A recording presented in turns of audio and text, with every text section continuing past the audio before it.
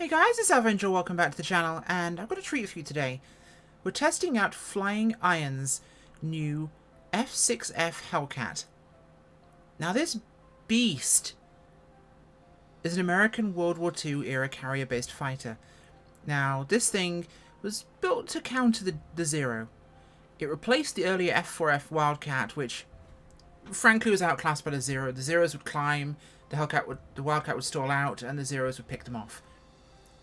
While this resembled the Wildcat a bit, in general, which caught out a lot of Zero fighters when they first pilots when they first appeared, it was a whole different machine.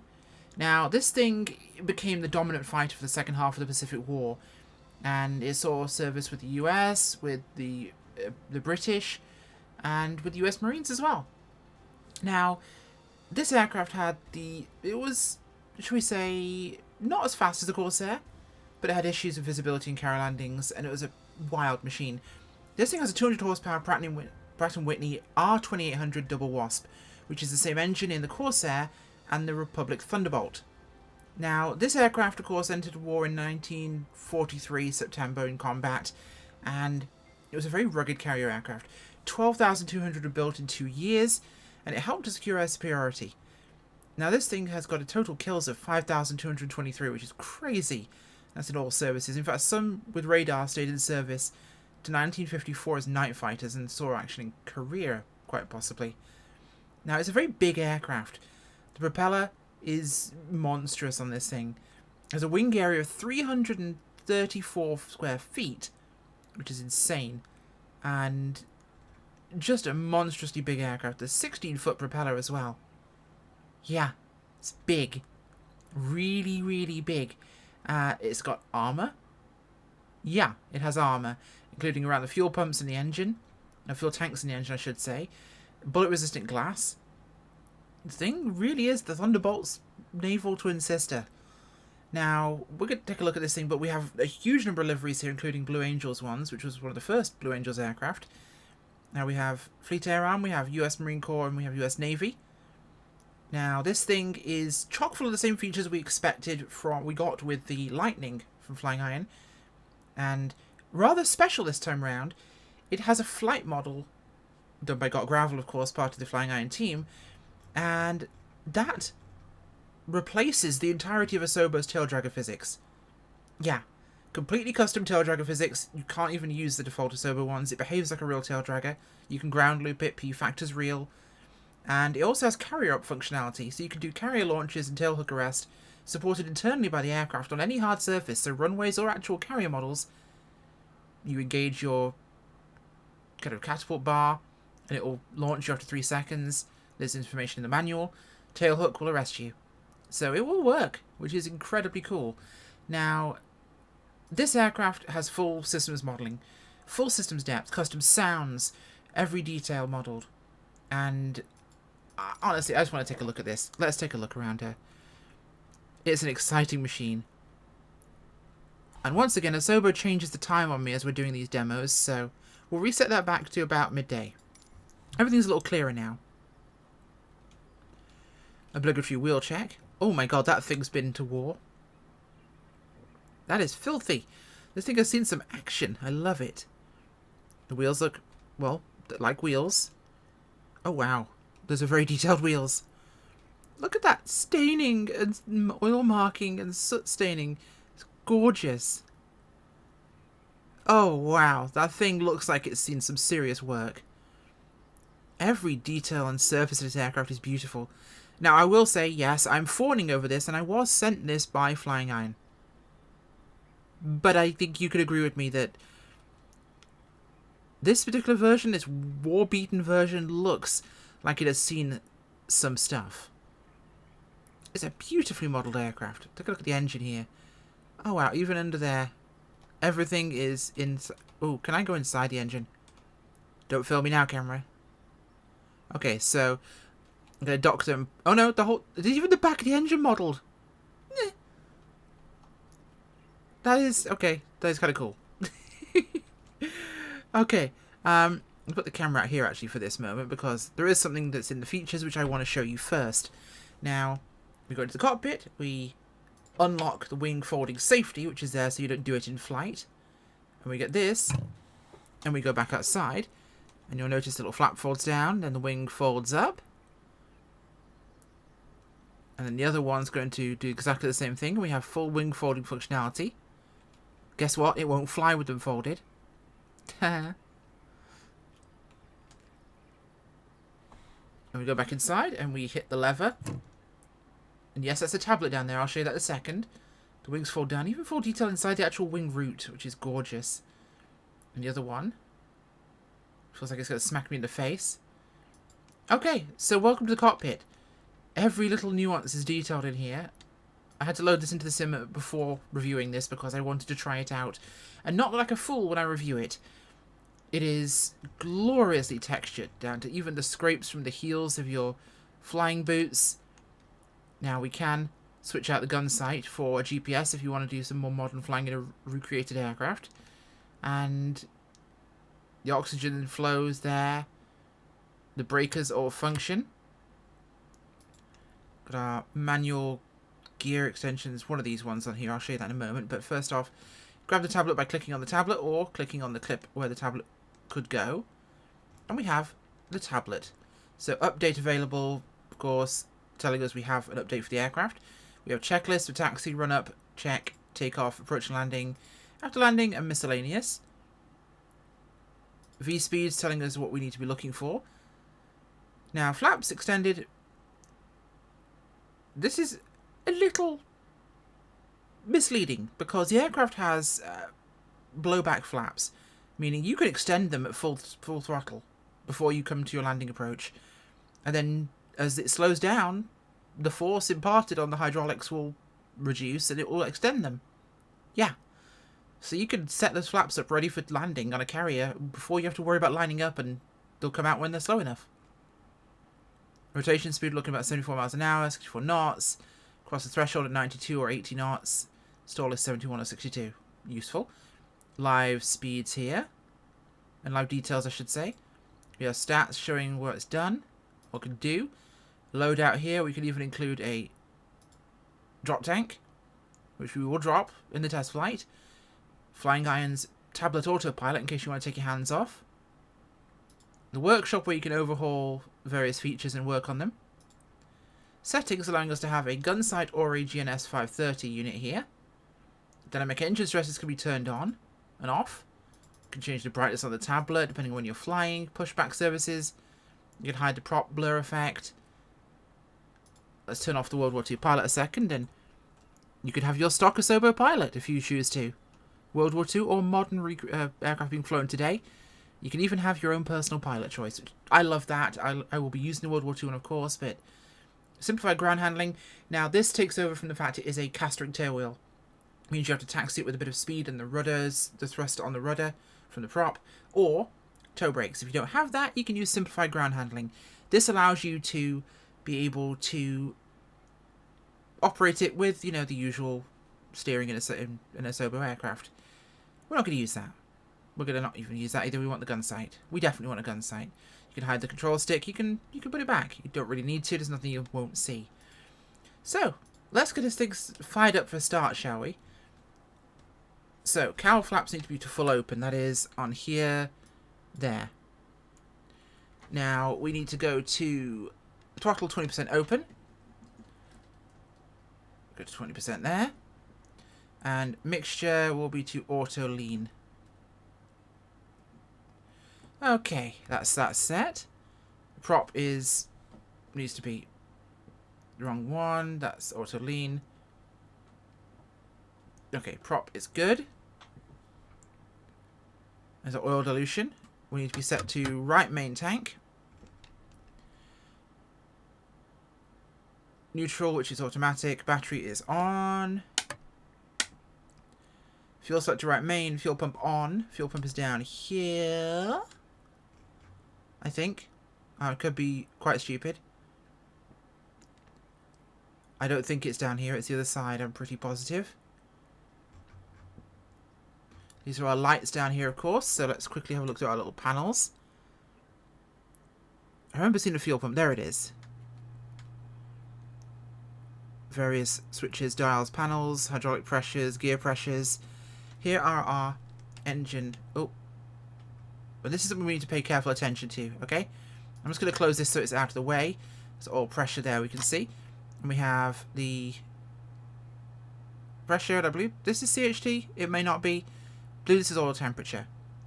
So if I recall correctly, looking at their manual, I will scroll through that really quickly, find the numbers. Because these are important. We're using engine wear and tear on. So I'm going to fly this as appropriately as I can. Where is cooling for the aircraft? Because that's an important number for me to look at here. You can turn this off, of course. Entirely fine. Now, engine manifold, we're going to be running 44 maximum. 44 is our maximum continuous. 54 for 30 minutes, and 60, which is WEP, for 5 minutes. After that, it goes boom. Neutral, which is fine. Low and high, we're going to be using neutral and supercharger. Now, in terms of air cooling, we have factors like prop wash, airspeed, altitude, ambient temperature. They'll all affect it. Now, there are 3 cooler systems. We, of course, have the supercharger cooling. We have the oil shutters. And we have the cowl flaps. Now, intercooler shutter, I should say there. The cowl flaps, now, we're designed to keep the normal temperatures between 190 and 200. Even below 232 Celsius at all times. So, looking for that, that'd be here. So we want to keep this below 200 ballpark. This will be our oil. And this is where we want to keep it, I believe, below 95 or 95 or less. So minimum is 40. We want it to be between 60 and 85. 95 is the maximum operational. Okay. So we'll keep our oil coolers there as we need them. Now, this will have an impact on the engine, so CHT will be impacted by oil temperature, as you'd expect. Okay, let's get rid of that. Now, enough ado. Let's get our thing started, shall we? Fuel pump's on. Fuel pressure is 8 psi, which is down here. We're at 8. Needles all move around, especially with vibration. So primed 3 to 5 seconds. 1 and 2 and 3. Do I have set to both? Starter on.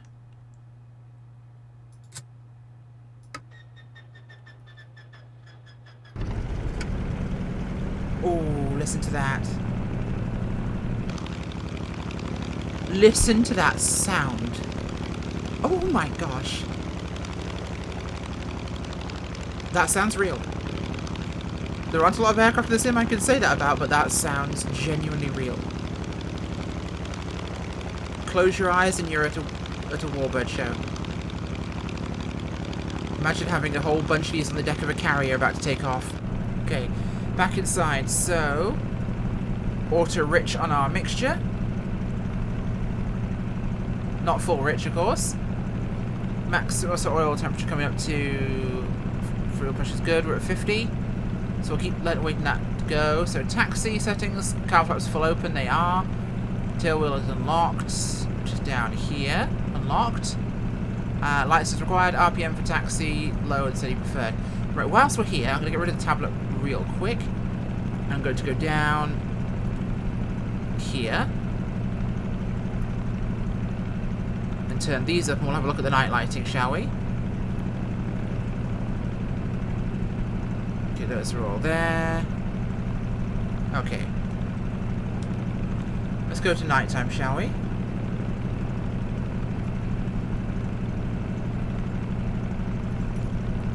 Even the gun sight's naturally changing. This is some pretty night lighting. I could dig this. Look at the tritium. Oh wow, that's nice. That is very, very nice. Let's close the canopy a second and see how it feels. I feel like I'm trapped inside a little glass bubble. Wow, that's cool. Okay, let's go back to daytime. I feel like I'm spending a lot of time here on the ground dealing with this aircraft, but honestly, with the amount of features in it, I feel like it deserves looking at in every detail. These guys have once again knocked it out of the park and really given us a fantastic looking aircraft. Now this is our tailhook status, of course, there, which will be in terms of that. We've got recognition lights for formation flying, hand pump for fuel, for the gear, sorry. External lights, we've got formation lights and all the various lighting for the aircraft. Put the cover back on there. And down here, these are the gun settings, which will also deal with catapult launch settings.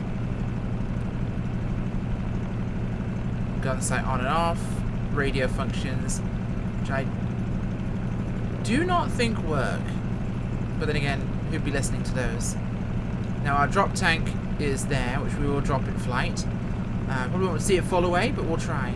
Now, our wings are locked in position here, which is important before takeoff.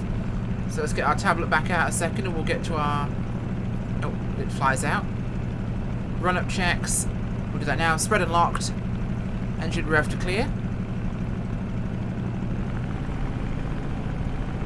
No higher than 1,000 on the ground. Oh. Cowl flaps half open, so that is down here. I may want to actually set some for cowl flaps, actually.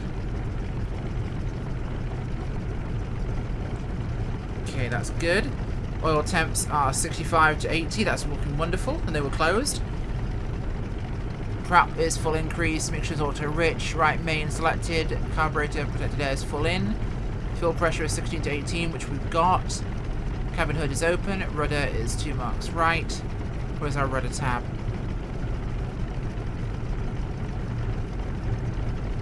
Two marks to the right.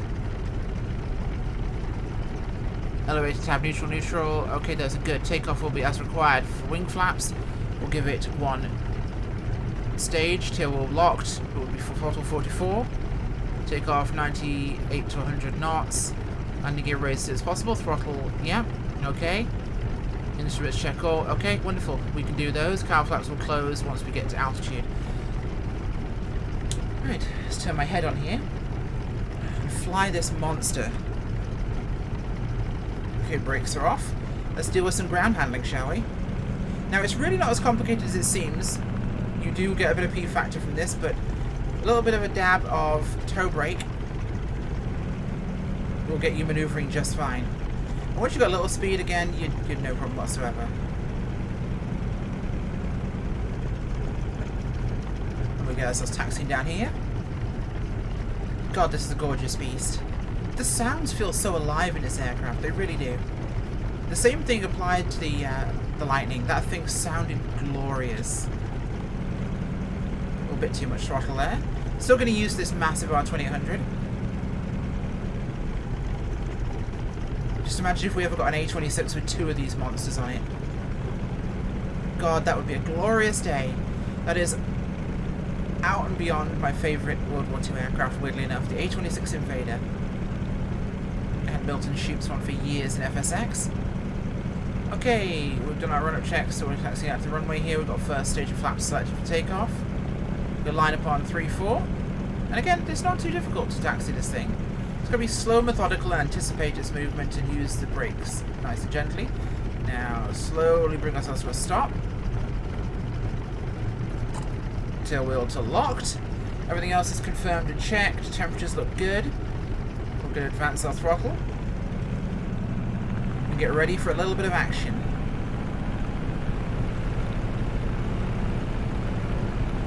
A little bit of a dance on the pedals. Keep us straight as we can.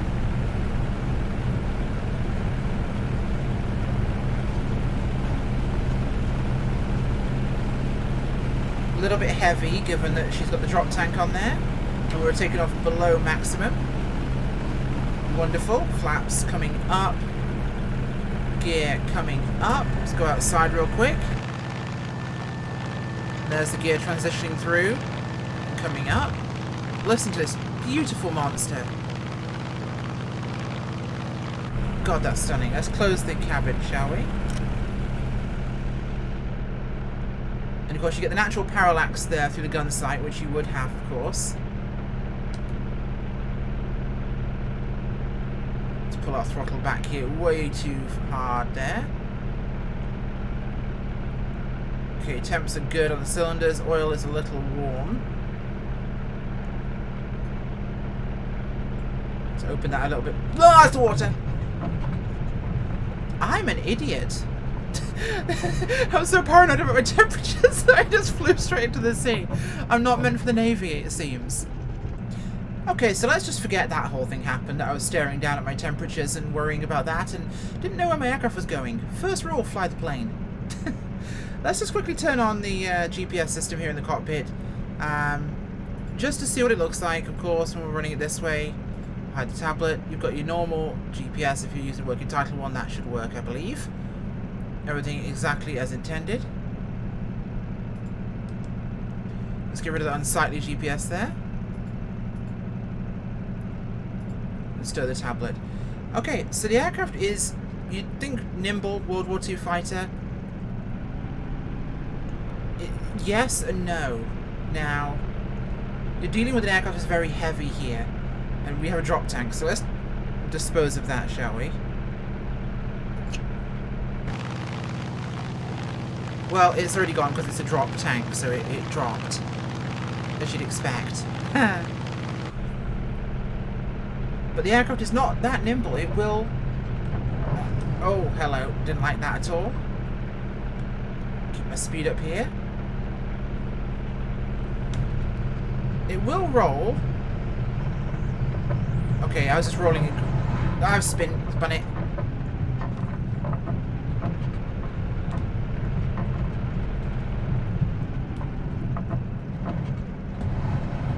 That's ground again. This is going great. As you can tell, this review is going fantastically. The aircraft is kicking my backside. Now, yeah, no, both were my mistakes. Incorrect roll. Looking at the wrong thing while I'm meant to be flying the plane. I'm human. I don't normally crash twice in one review, but apparently this one has me so blindly excited that I'm just crashing everywhere. And it bites. I was too low there and I got into a flat spin. Really didn't want to come out. Usual recovery methods didn't work. I was stick full forward, I'd come off the power, I was giving opposite rudder. Didn't like it at all. So let's see if I can manage to screw up the landing. This will be good if I do make a mistake, won't it? Well, the runway's down there ahead of us. We're going to see exactly what we can do here in terms of putting her on the ground without making a massive hole. Now, landing in any aircraft is inevitable. Let's try and make sure it is reusable. So let's get the cockpit open. And I'm going to apply full flaps here because watch this. It doesn't go fully out. Well, it does because I'm slow enough. But if I speed up, watch this. They're automatically retracting. See? Automatically retracted as I went faster. Speeds, temperatures are still good. Slightly on the cool side. So we'll bring around here and we'll set ourselves up for a landing. The racket with the canopy open, the wind and the engine is so good.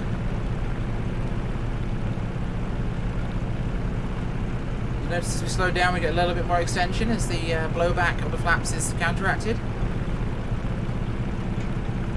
Yeah, you know what, I'm not even mad that I crashed twice. I'm leaving those in. Again, I'm human, and B, the aircraft is a blast and it is wild. The first one's just daft and I have no assuasions that anyone thinks I'm remotely competent.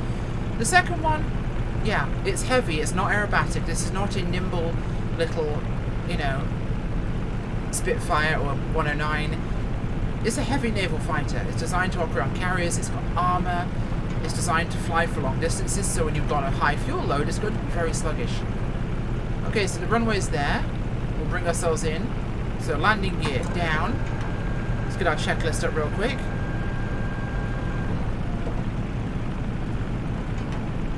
Flying tablet, checklists. Okay, got those all right. Yep.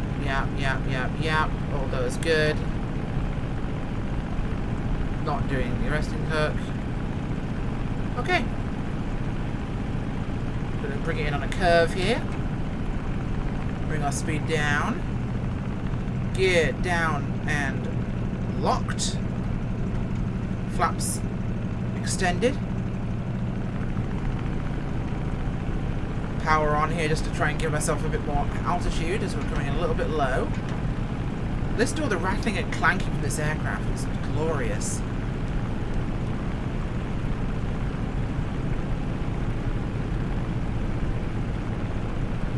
Okay, we're lined up here. Get a bit of a view over the long nose. Or relatively high nose at least. Okay, speeds on.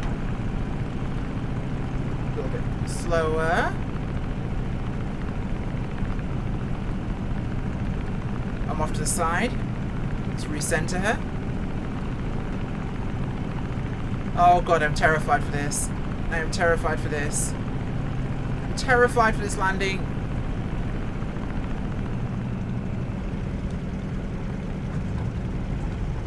Wow, that was surprisingly easy and gentle. A little bit of care, a little bit of being used to tail draggers, but down she comes. Release those brakes a little bit there. A little bit of toe brake.